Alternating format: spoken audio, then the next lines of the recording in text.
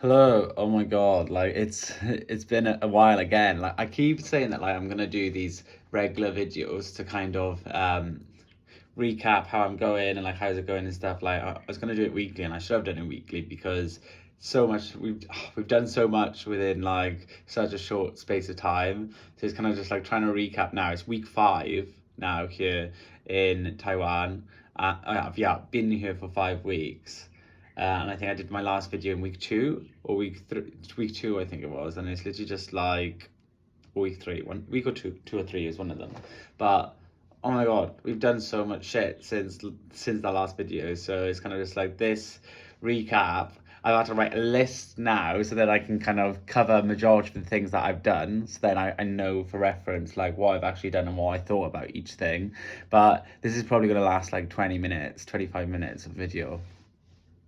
But yeah, week 5 in Taiwan on this residency. Oh my God, we've done so much. But then also only now, kind of this week, getting fully down to like starting to make work and having full days dedicated to making work.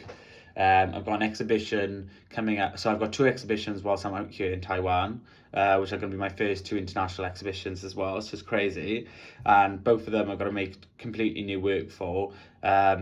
First one is in just under 3 weeks time, which is really like I'm shitting myself for, but like I'm confident that I'm shitting myself because there's so much to do now. It's kind of just like this week now, it's week 6.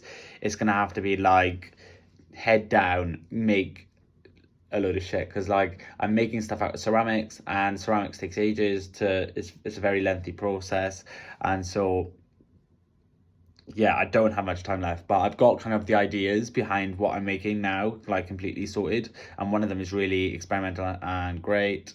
And then I'll talk about this a bit more. But yeah, there's so much to do, and like we're finally down to making now, which is really good. And it's kind of just like we're nearly halfway through the residency because it's 12 weeks in total. And I think it's good momentum now, kind of like, right, we've seen a lot of things. I've got influence from a lot of things now. Now it's about contextualizing it, put it into practice, having fun, just making, and then yeah, just seeing what I come up with and like how I can cleverly reference things or situate it within kind of a contextual framework of with Taiwan, with me and everything. So yeah, should be really fun. But yeah, week 5, oh my God. So yeah, the last time I think I was recapping the artist talk and my first workshops. I don't know if I did my second workshop recap, but basically it was a workshop in week 3, which was the same as the first workshop, where I was teaching another teacher training class, and I was doing intaglio and relief sculpting on tiles, basically just giving them an introduction to ceramic and working with clay, like an easy introduction, because some of them had worked with it before, some hadn't. So I wanted something that everyone could work with. Then it was also kind of supplying a workshop material that they could use within their own teaching practices. So they've got to do like different practical kind of craft sessions, art sessions, which they will have to plan and be tested on within their course. So this was kind of like one which I showed them, this is something that is easily reproducible that you guys can do within your teaching, which I thought was like a really good kind of thing to do, and catered kind of specifically for those classes. And then we also talked about like my time at the V&A and kind of like my different roles within that, and they were just really interested. And yeah, it went really well, really good outcomes. I was like really blown away with how well the standard of the work and like how their kind of artistry, oh my God, their skills are so like clever and so good.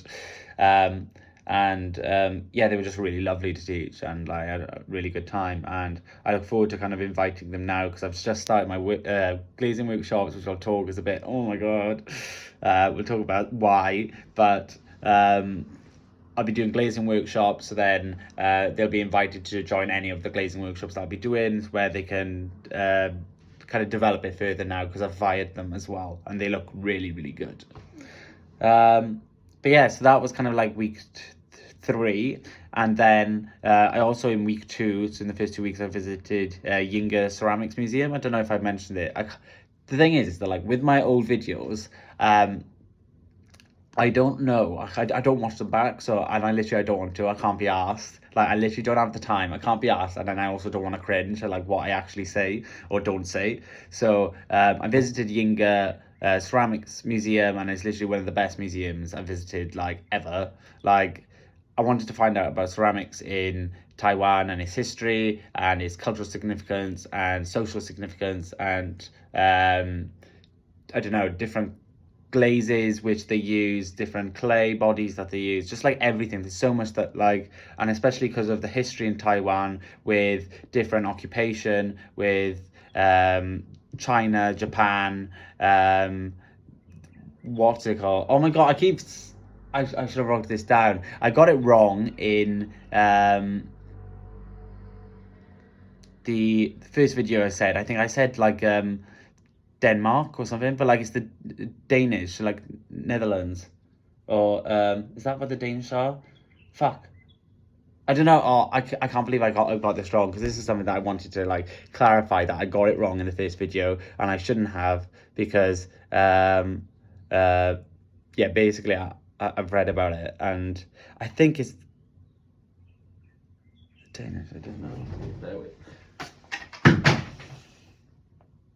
I don't want to get it wrong, so I'm just going to go on my laptop quickly.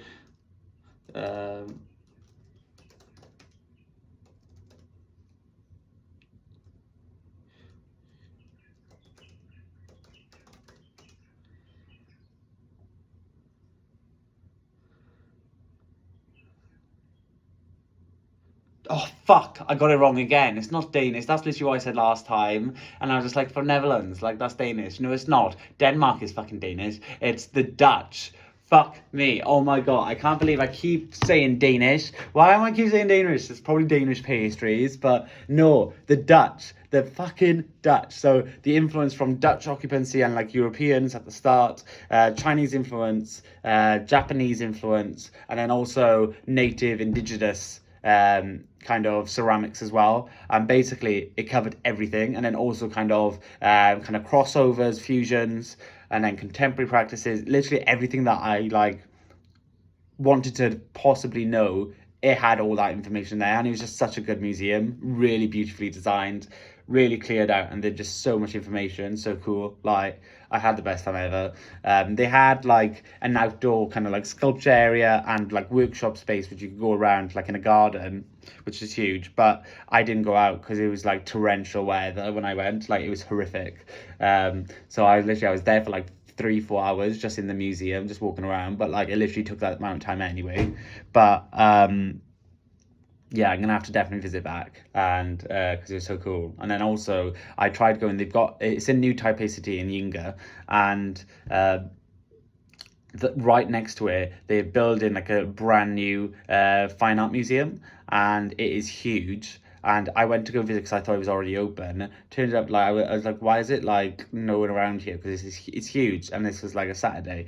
And then like I went to the desk, and they were like, this museum is so brand new that like it's not open yet. Like it's opening at the end of April. And I was like, holy fucking shit! Like I don't think I've ever visited a brand new museum ever in my life, like especially like a big art one.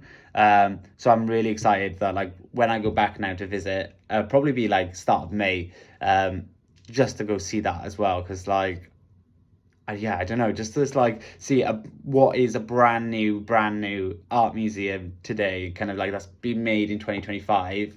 Like I'm just excited to see kind of like the curation, the museum itself, the artworks that they got and they have on display. Just excited to see all of it. But again, that was like amazing.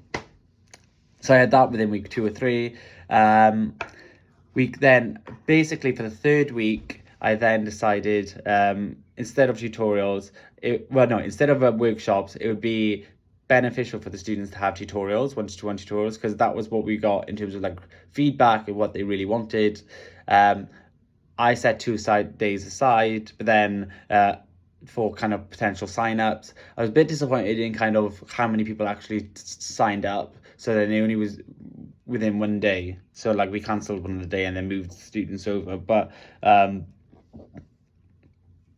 again, I kind of like there was potential reasons why the sign up wasn't as good as what we thought it was going to be. One of them is like language, even though we said that a translator will be there, so you don't have to worry about translation. There's still, I don't know, with some people, they're very kind of self-conscious with language, and kind of I don't know, it's kind of like a very self-conscious thing, and they're a bit embarrassed if they can't communicate, or they're a bit worried. So I think that was kind of like one barrier that stopped people from doing it. But then also, my two previous workshops that I had, apart from the artist talk, weren't two fine art students. They were two kind of teaching training students. So it just meant that yeah, I haven't kind of like properly socialized with the fine art students. Like, I've seen them out about, or like in this, if they're in a ceramic studio, I'll say hello and stuff. But yeah, I can't put kind of like a load of names and faces to it. So it's kind of just like, do they really know who I am as well, or like know that there's been advertised and stuff? Yeah, the sign up wasn't great, but then the ones that I did have were really engaged and really good questions. One was some were on their practices, and then others were on kind of like how would we have like a navigate kind of like a career in the arts after we finish, kind of like how do we find opportunities. I want to go do potentially a master's in Europe or the UK. What do I need to do? Kind of like, where should I start looking? And like, it was just really, really good kind of like points. And I was just like, because I told them before the session, have some points written down, because they're not going to, like, it's going to be time based. Like I said, I was going to give them only 15-20 minutes, but they ended up having like 40 minutes, 30-40 minutes each. But yeah, it's kind of just like I told them, write down everything that you want, because these are going to be time based. Write down everything to make the most of the session. Write down everything that you wanted to write, and so they wrote out really good questions. And I was literally just like, shit, I'm actually going to need time to think about this. But yeah, really, really good. Really enjoyed that. So hopefully, like, once I've met a lot of the students in fine art, I might do that again now, because I know final years, they've got their show opening next week, or this week now, that's approaching. So we'll meet a lot of them then, because they'll have like an opening event. But then hopefully kind of like maybe in May, end of April, I'll be able to kind of have like more one-to-one sessions with students that within fine art. But yeah, so then basically after that, we had like as well as that week was like the April spring break. So I always do my tutorials Tuesday, Wednesday, and then from Thursday onwards, it was the spring break that they have here. So it was like a week of where the uni was closed and like students were going away. So maybe students were away before then as well. They just maybe took the full week off.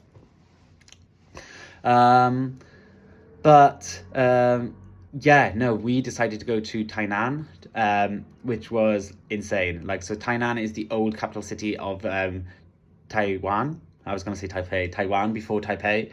And I loved it. It literally was like one of the best cities I've been to in terms of kind of feel, everything. And definitely my favorite city so far in the whole of Taiwan that I visited. And it's definitely like, if I have to come to Taiwan again to do a residency in the future, which I would really love to do, because like 3 months is good to get a starting point, but not to kind of properly do everything. So yeah, if I was to come back for like another 3 months on a different residency, then I feel I'd get so much more out of it, because I have this background, general knowledge of what everything is, because I started fresh coming here. So I've got now more of a background knowledge on history, artistic styles, influences and stuff, and kind of just like how it all kind of, I don't know, how everyone, day-to-day life in Taiwan. I've kind of got more of a knowledge now. So then if I was to come back, it would be so much better. But yeah, if I was ever to come back and do a residency, I'd so try and do a residency in Tainan. We went and we networked with a couple of galleries, because they had a gallery of they have like a city event where it was showing like new generation artists, so up and coming artists that were really kind of relevant in Taiwanese art scene, really cool contemporary practices. And I mean like very contemporary, like they're on it, they're like really engaged, using kind of materials, media in really interesting ways. And yeah, just the art space is really good, everything about it. But then also the vibe, like it's just really, really cool. Like loads of just old buildings that have been converted into really trendy, cool kind of like coffee shops, cafes, bars and like food places. It's just like overall just like a really cool feel and vibe, and just yeah, I loved it. So definitely going to try go back as well on this trip. But it's definitely somewhere that like I'd love to kind of do a residency in within the future. So we had that. What else? Okay, yeah, and then like this week, that's just been, yeah, so week 4 now. So like the week that's just been, I've had 2 workshops. One of them was a glazing workshop, and then the other one was in it was a responsive workshop to a exhibition trip that we went to. So we went, we got invited, we've been invited to so many trips, and we've gone on so many trips. It's been crazy. It's been so good, and I've been absolutely loving them. But we went on this one trip which had one of the tutor's works in it. That was, he teaches kind of like multimedia art. And so basically combining like sculpture, painting, interactive elements, kind of video, literally anything and everything, installation. His practice is so cool and contemporary. It's insane.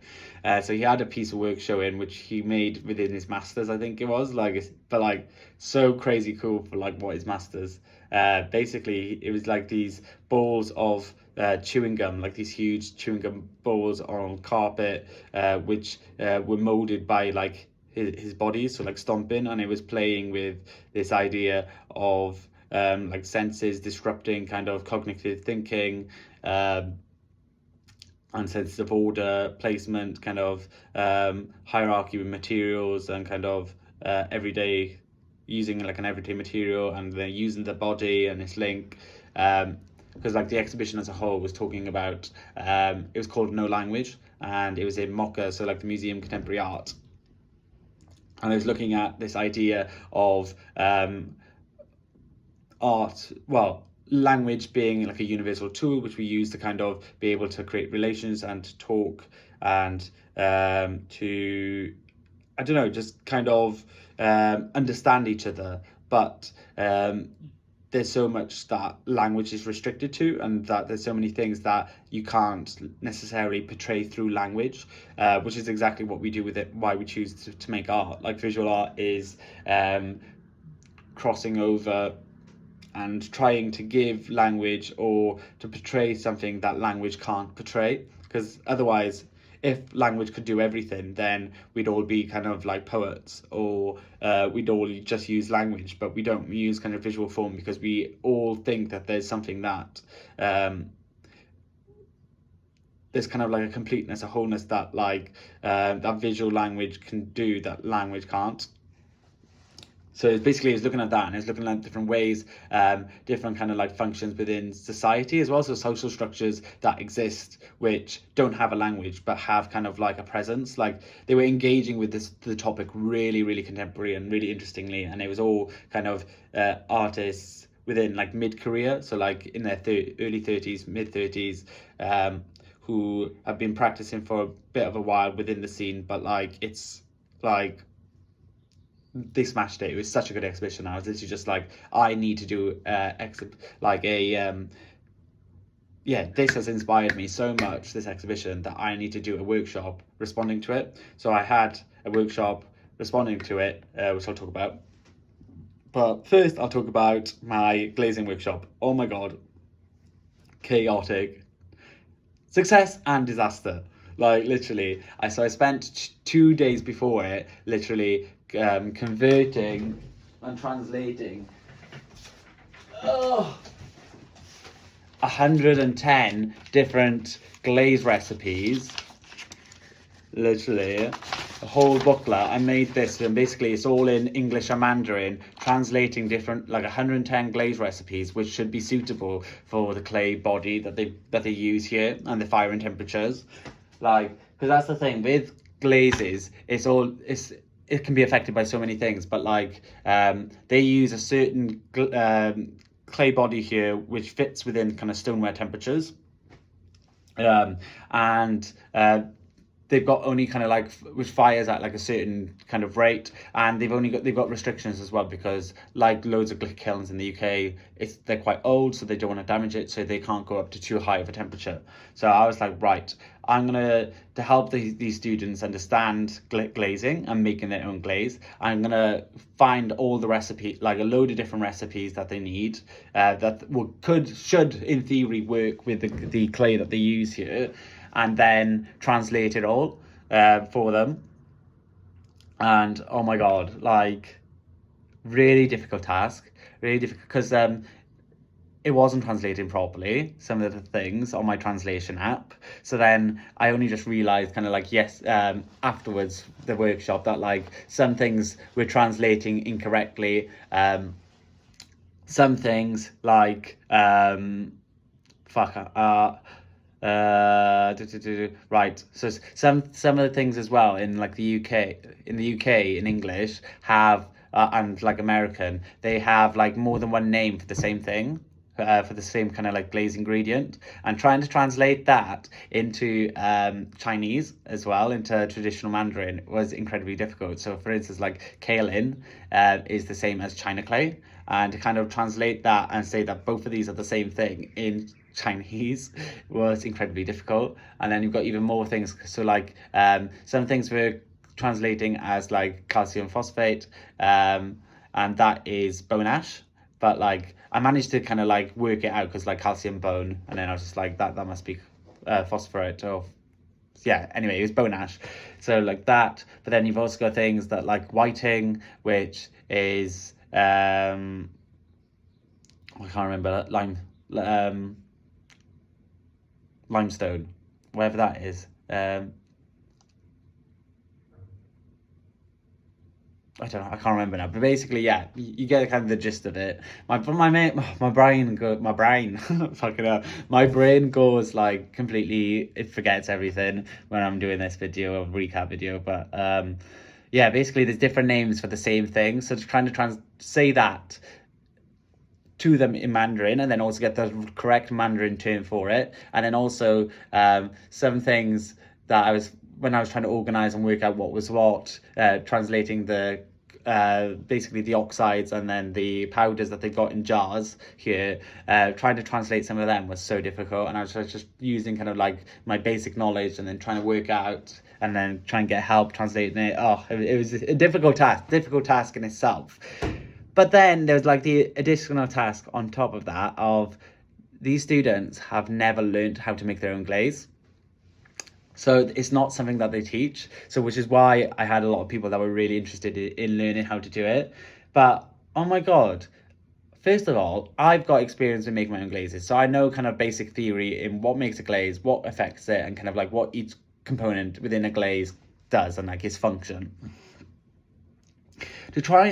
I've never taught this in English to students, let alone to students in Mandarin. And oh my God, it was literally a chaotic disaster. Because like I spent all this time prepping like the 2 last days, right up until kind of the actual lesson, getting this sorted. So then they had recipes that they could follow to. And then I was just like, shit, I actually haven't translated like the theory and things that I'm trying to explain in the class. And then I had my two translators, Sam and Austin, bless them, trying to like translate it. And they were like, I was explaining like the scientific terms and like the technicalities within it. And they were literally just like, Danny, what the actual fuck? Like, how the fuck am I supposed to translate that? I don't even know what that means. And I was literally just like, oh my God.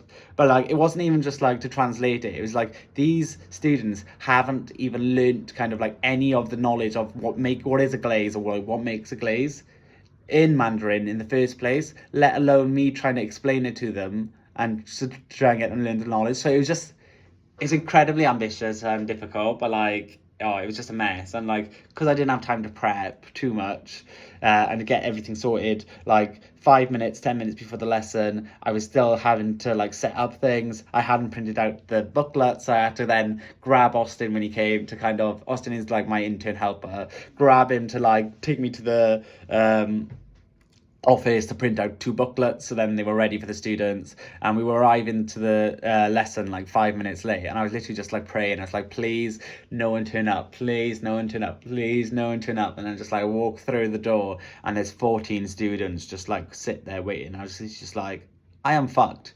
I am literally absolutely fucked here. And like, we also didn't have enough scales, so we had 2 scales between 14 students where we were measuring kind of like point things of a gram. Like, it was literally just like, this is a disaster. But it went well in the world. They all made glazes in the end, which was like crazy, like that we managed to actually get that as an achievement from the lesson, and they had a basic knowledge of like what they had to do. And then, like, yeah, I was just explaining to them, like, right, by next lesson, I will have a printout with you, because we're going to do exactly the same thing this week now. I was like, right, by the next time I do this, I will have a printout for you, which will explain the science in a basic form of everything. And then we'll translate it, so then you'll have a kind of a better understanding of what everything is. And I said it will be more organized. We'll have kind of like more scales. Some of the powders we labeled were wrong because the translation apps weren't working. So I was just like, I'll get all the translation kind of fixed and sorted. And I did that last night at 2 a.m. So that's all sorted now. We were missing like an ingredient. So I said, right, we'll go get that ingredient as well. Everything. So I was just like, next week is going to be the best. Like, this is just kind of like a chaotic week where we're testing it out because it's never been done before here. So it's kind of just like, yeah, it's just a test. I was just like, we will be better next week. And I gave kind of like, because from this week now onwards, we're going to be doing sign-ups. So basically, you have to sign up to be able to attend. So then we can cap it at 20, because I can't teach more than 20 people. Just in terms of, I can, but like, just not in terms of kind of resources. So I was just like, we're going to cap it at 20. I had 14 people turn up, and I was just like, if you're interested in actually coming next week and to do it properly, or honestly, I was just like, there's no pressure. I won't blame any of you guys if you don't want to come back, because like, this is a bit too chaotic. I was running around like an idiot.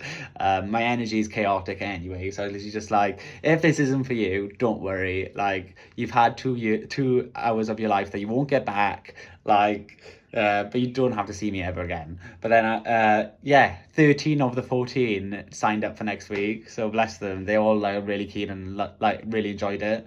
But then I had to explain to them consistently through it, like, these glazes are glazes that I found which should work. I've never made anything here using your clay, using your fire, like the firing. Their bisque firing with their clay is like 800 degrees. And I was literally just like, what the fuck? In the UK, we use 1,000. That's 200 degrees difference. Like, I have no idea what anything is gonna come out like. And like, with glazing, when you're making your own glazes, there's so many things that can go wrong that you're literally just like, anyway, like, if you can make like 100 glazes and you'll end up with 4 good ones and the rest will be brown. Like, there's so many things that like can go wrong. I was literally just like, guys, you may end up with nothing. Like, I have no clue or control of like what happens. I can tell you the science behind it of like what should happen, or if things go wrong, I can point out this is why it went wrong, or this is potentially why it went wrong, and let's make changes to see if it works.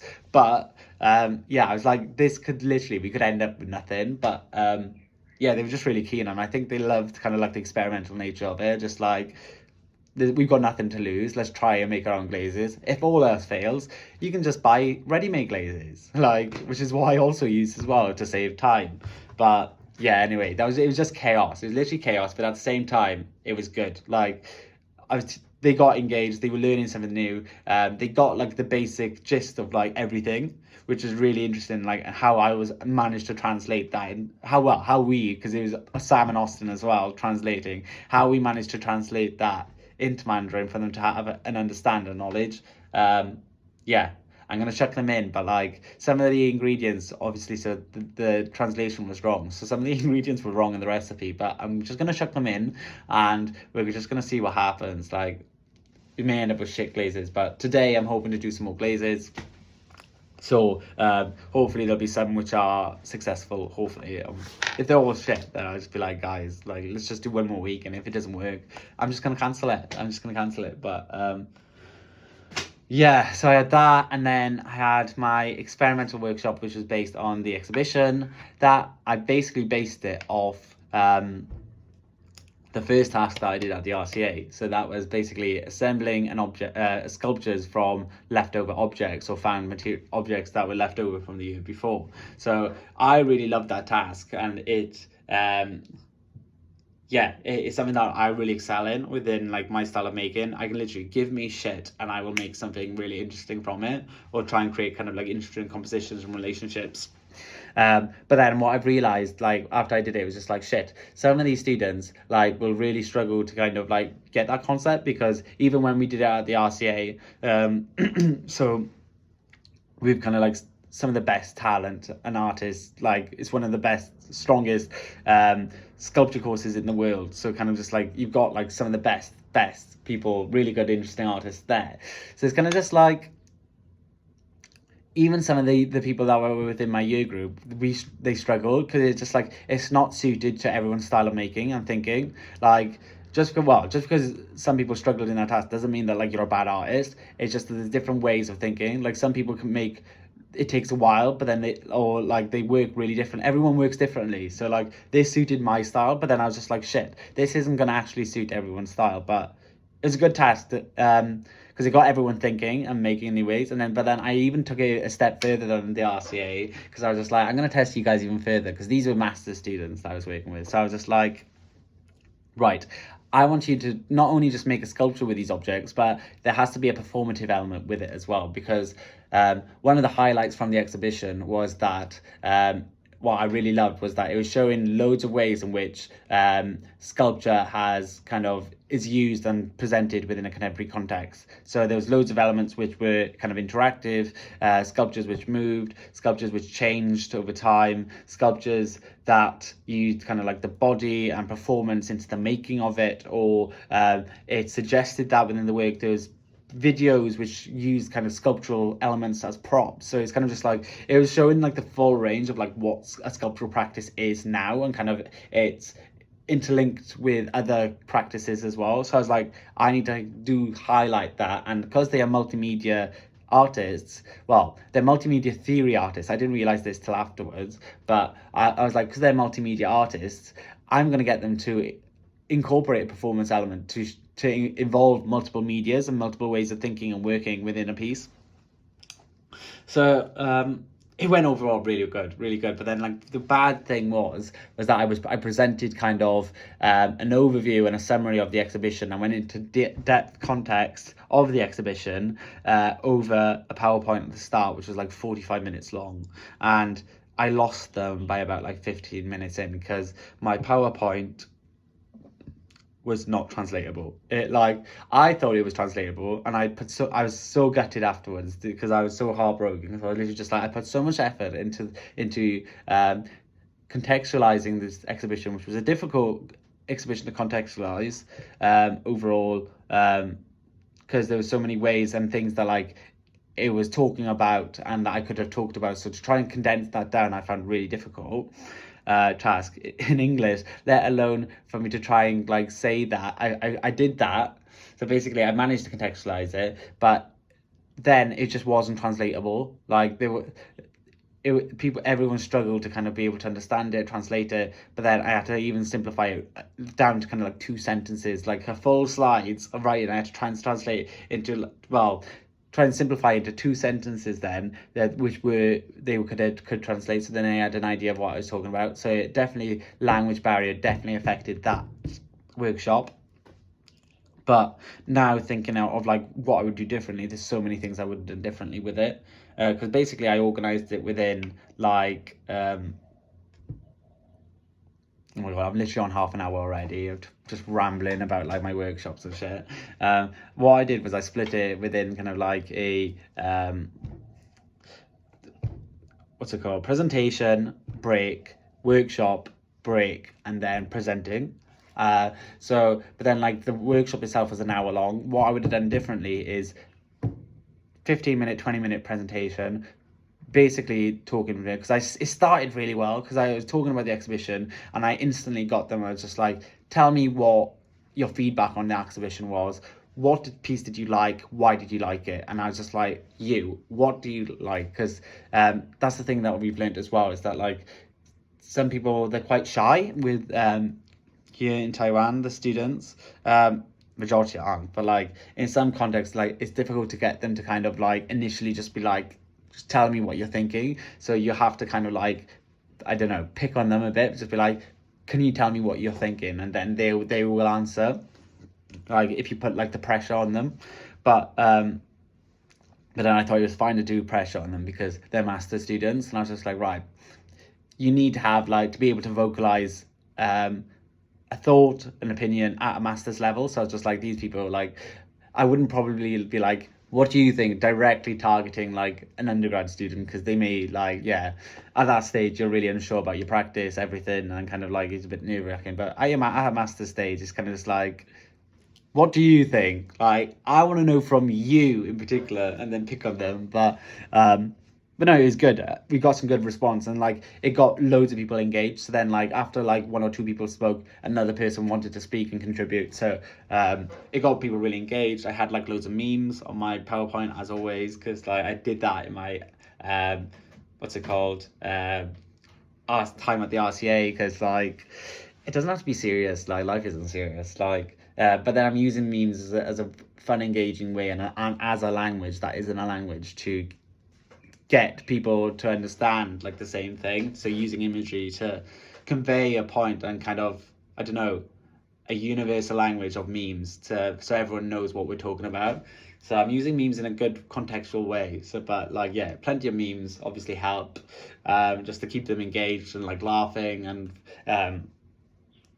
but then yeah, just kind of like the theory just lost them, but then I got them back on the task and they were really engaged.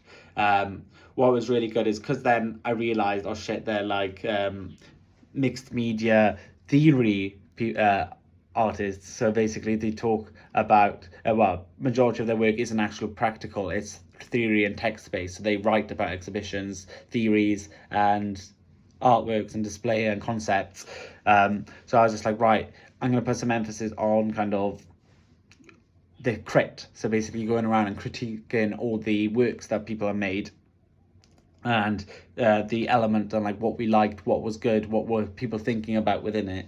And what I think I did really well in a sense was showing them ways in which, okay, this work, because we only had like an hour to make and it was made from loads of random objects, it's really hard to understand what is going on within certain pieces of work. So I was just like, right, this is how you break down a piece of work, or this is how, if you're looking at a piece of work, you don't understand what's going on, this is how you start to understand, or to start breaking down, to get ideas of what to talk about. So look at color and relationship. Is there interesting things in terms of color going on? Is there things within composition, elements, symbolism, relationships between the objects? What's basically, break it down into basic ideas and things to get a better sense that then, okay, I like the color that's going on here and there. This makes me think of this. That object then links to the color, because this is also like, it could be like yellow and blue. This then links to the ball, because the ball is like sporty. So overall I'm getting like a sports vibe. The sports vibe is then making me think of I don't know, kinetic energy, movement, perseverance, sweat, exhaustion, adrenaline. Like what, like this then is a symbolism of this object doesn't link to this, which I find really interesting, but it works within the composition. Why do I think of that? Like loads of just like little elements start to kind of like think it does, because you're probably not going to get it right, but then the majority of the time it doesn't matter. It's just like you're breaking down elements to then think about, right, this is what how I can, I don't know, contextualize and think about what it is this work is making me think and feel. So I think I did that really well, and they started to kind of like get really engaged. I really liked some of the outcomes that they made. Like some of them were like really kind of like, especially for a task that they've never done any task like this or been taught in this way. So their response or the way that they kind of engaged with it, I was really, really proud about, and like, yeah, really, really happy. There was definitely things that obviously like the PowerPoint, which like was a bit of a disaster, but then yeah, but then there was something now I know kind of like moving forward, I got to make it really easy and just go straight into the workshops. And then what I would have done is, I think the task was a bit too difficult just to be like loads of objects at the back, make a sculpture. It's got to have a performative element in it. I did explain kind of like how a performative element could be implemented into sculpture and their relationships between the two. I did kind of describe that, and that was translated, but I think just given that task is really difficult. So what I would have done next time is kind of just like broke it down. Okay, like we're doing a 15-minute task where you've got to make a sculpture from these objects. Then we'll go around, look at it, talk about it. Then I would have done like a 30-minute task where we then you've got to add like a moving element to it, or video, or kind of sound. Like you've got to develop it, and then you also got to develop the sculpture as well and start thinking about relation. And then we take it even further then to do the performance. So it's kind of just like, okay, how do you take a sculpture from a static object to something which incorporates loads of different things? So yeah, if I was had to do that again, I'd do that. But yeah, oh my god, we're literally on 40 minutes now. This is literally talking about so much. What else have I got? Okay, we also had professional photos taken this week. Oh my god. Yeah, so they've turned out great. I'm going to post them on social media. Yeah, they turned out really, really good. Really happy because they're just great, and I'm really, really happy with them. And like, as soon as I get a website going, and like if I need to apply for art things or need an artist photo, I've got now really good photos to use as yeah, reference points and stuff, and then also a portfolio if I'm applying to do workshops and stuff, and I've got examples. And yeah, it's really, really good. Like, it's pushing me, like, again, we're really, really busy. Like yesterday I went on an exhibition. No, I went on trips to 2 different exhibitions, well, 2 different museums, and one of them was like insane, and it's just like generated a new idea for Half Room, which is the exhibition I've got that's in 2-3 weeks.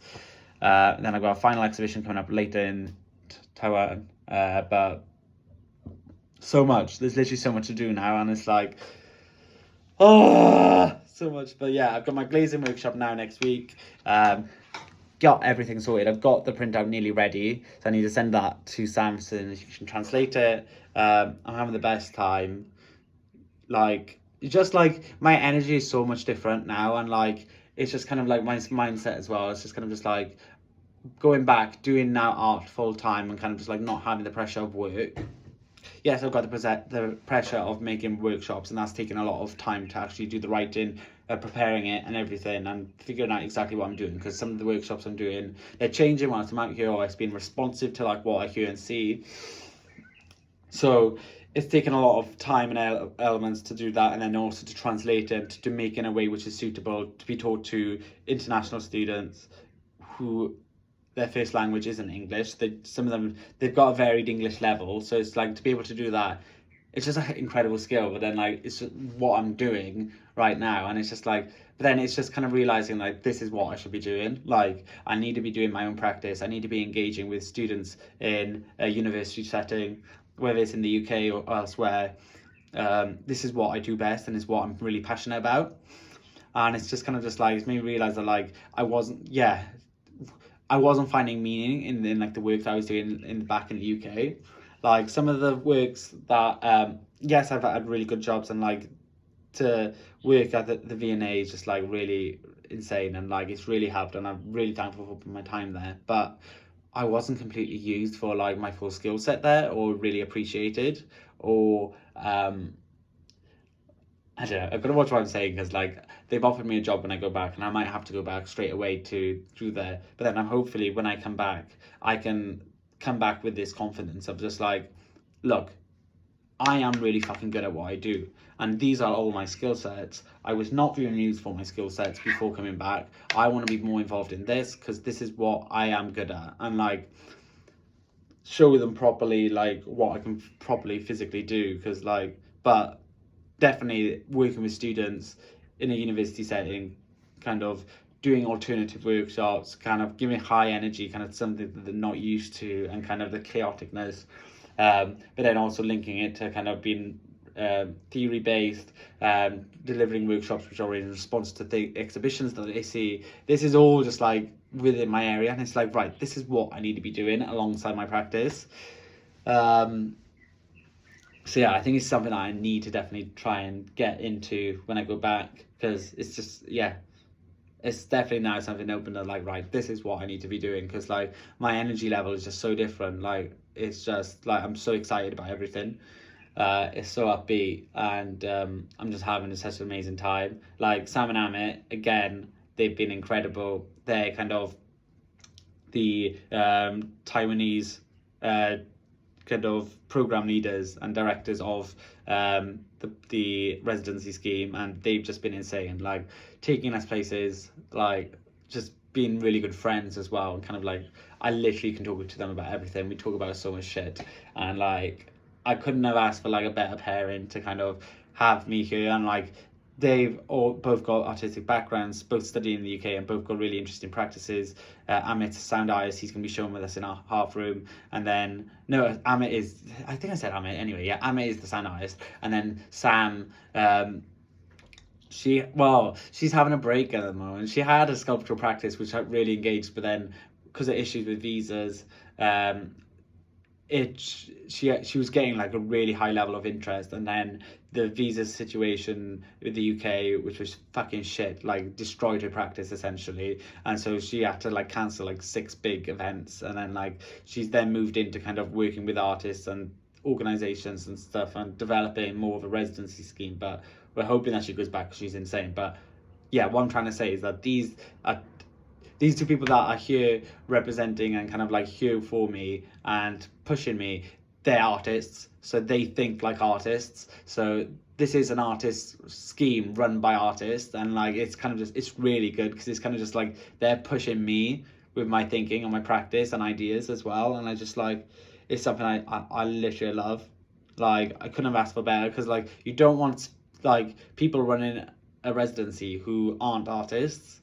That's kind of like something that I've learned, because like you want people who are even just going to be surrounded you, just to have discussions with, to talk about art, or to kind of like to discuss anything, but have like an artistic perspective on it. Or like, yeah, amazing. And then also then like Austin and Amy, the interns, like Austin in particular, he's just been incredible in helping everything. Like he's really good friends with him, and like his translation, like I would be screwed without him. I literally would be screwed. I keep teasing that like these are his workshops that like he's teaching, but like I'm just there, just like being the, I don't know, model, kind of just like running around sorting it out, but he's the actual one leading the workshops. But yeah, really interesting. He's really good artist as well, so he's like 20. He's gonna do some really good interesting things.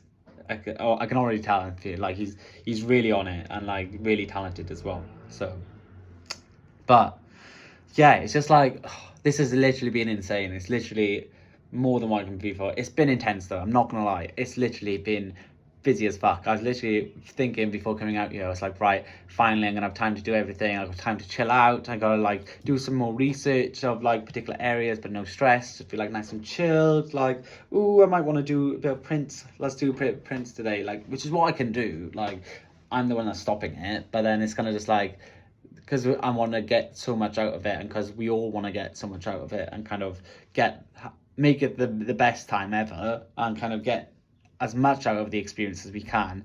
It's so intense. We're doing so much shit, but like it's kind of pushing my practice ready to be, when I go back to the UK, I am going to be a working artist. I'm going to have things to show within my portfolio which are going to be even stronger than what I showed out before coming here. It's changed my mindset. I'm going to be going back more confident, and like who I am, and like what I do best, and like what I should be doing in terms of career.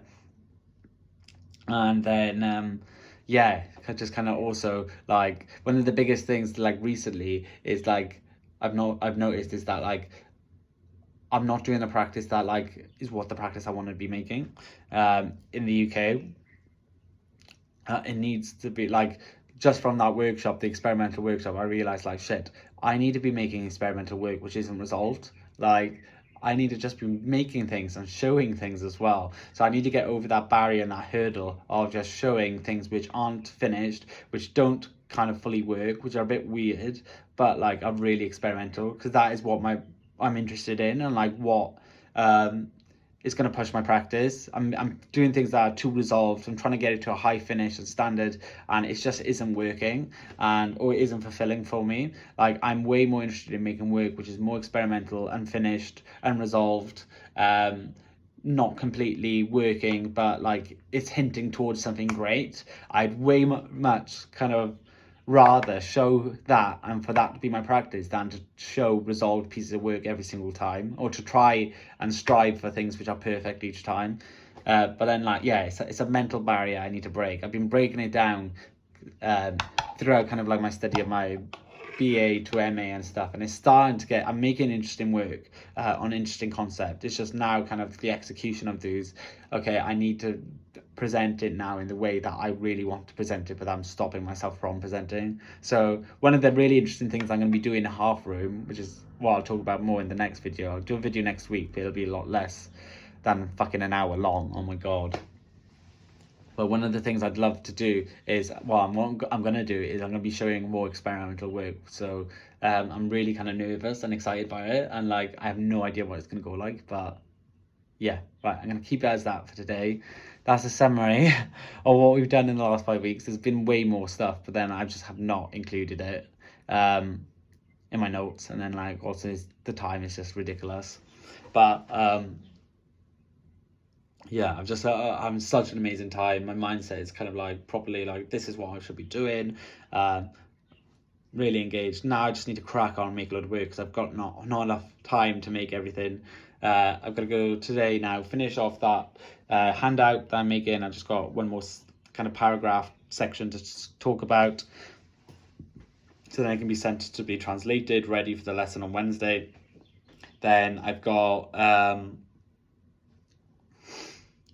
I've got to do some glazes so that I can put them in the kilns, and then they're out by Wednesday, so I can show the students what they made if they didn't work, and then explain why it didn't work, and then also just test it out myself, because I have no idea what glazes actually from the list I've made are actually going to work or aren't. So I need to just do quite a few different tests, and then I start making the work then. And then there's loads of other things I need to do, like applications for the UK, for things in the UK, and sorting out my laptop, sorting out everything, sorting out a website, sorting out my life.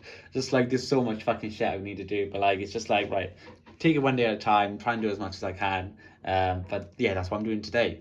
So ceramics, basically ceramics all day.